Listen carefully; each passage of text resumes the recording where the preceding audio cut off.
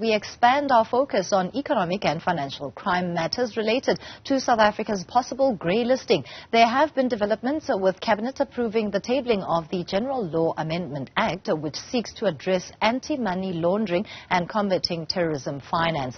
This marks a step towards addressing deficiencies identified by the Financial Action Task Force's Mutual Evolution Report that saw South Africa being placed under an enhanced follow-up process that requires frequent reporting. MD at Master Data Management, Gary Allemann, joins us now to extend this discussion. Thank you so much for your time, Gary. And at least there have been those developments coming out of Cabinet approving that bill that was tabled by the Finance Minister. Should we take this as a step in the right direction, although many, in terms of commentary, have said that all these measures are a little too late? It's definitely a step in the right direction. Whether it's too late remains to be seen, but obviously the earlier this had happened, the better it would have been in terms of showing seriousness. And with regards to showing seriousness, would we say that the tabling of this bill, of course it is awaiting the final approval from Parliament, well, does it meet the deadlines that have been set and the reporting timelines that have been given globally for South Africa to prove and show that it is beefing up its systems in this regard?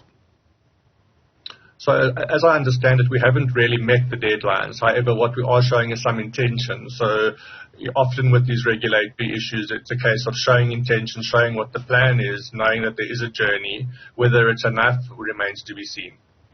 Let's delve deeper into the core of concerns when it comes to South Africa possibly being grey-listed. What exactly would that mean for the country, especially as we have seen a number of cases on the domestic front that are seemingly in the courts and proving to be somewhat of progress that's been made when it comes to dealing with corruption. Although when we speak of terrorist financing as well as money laundering, that's more at a global scale. It is more at a global scale. So what FATF allows us to do effectively is to, as a FATF member, we're able to guarantee to parties receiving data from our country or sending money to our country that the parties that are involved in the transaction, the people sending or receiving the money, are in fact not criminals. So being grey-listed means that there will be a whole lot of additional red tape that needs to happen in order to send or receive money from a jurisdiction, which will make things slower and more expensive. Would that really not be a good thing, particularly when it comes to the side of prevention and protection for individuals as well as organizations, as we've seen some in the banking industry being vocal about the dangers here? So it's definitely a good thing that the red tape is in place. But what is supposed to happen is that red tape was supposed to have been in place already. In other words, banks and other financial institutions are supposed to have identified in advance that South African citizens that they are doing business with are in fact legitimate and not criminals. So all this is doing is it's delaying each transaction we're now going to have to do that work over and over and over again. So it's just creating a lot of additional work. So yes, it's really important that these checks are in place, but they should have been in place from day one. Gary, what is the sentiment generally within the market and in South Africa when it comes to the lack of will that has been exercised over a number of years? Because this is not necessarily a new matter. We are just under pressure now, given the inefficiencies that have been highlighted. I think there's a lot of frustration. So,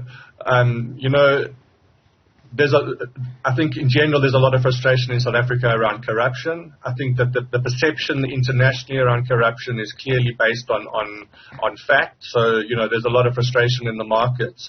But I think some of these new laws that are coming out, they're really about making it more difficult to hide identities and for people to hide behind legal entities like trusts. So it's making who's moving money more visible, and hopefully that will help to break down or stop corruption.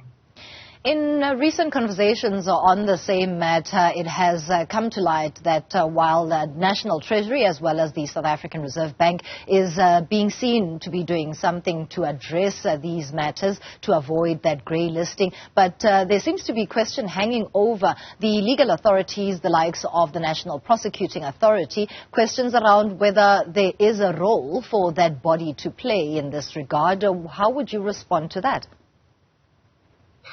I think that law enforcement is part of the challenge that we have in this country. So, we can have the best laws in the world. If we're not going to enforce them, then they have no real value. So certainly, the ability to enforce the laws by the National Prosecuting Authority and other bodies is critical.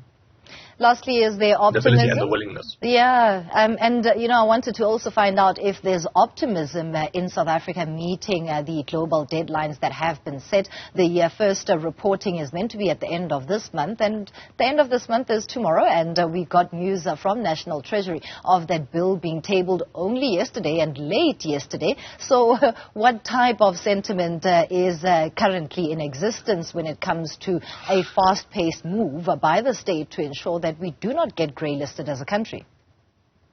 Well, we're certainly doing things too late, so we have missed the deadlines, and it remains to be seen what the international reaction will be. But we are showing some intention at this point, so at least there is some movement. So it's kind of sitting in limbo. I don't think there's a lot of optimism that we're going to make the deadlines. We've definitely missed those. We cross fingers still. Thank you so much for your time, Gary Allemann, talking to us about these developments around South Africa's efforts to avoid grey-listing, and that's related to beefing up measures around protection when it comes to money laundering, corruption, as well as terrorism financing.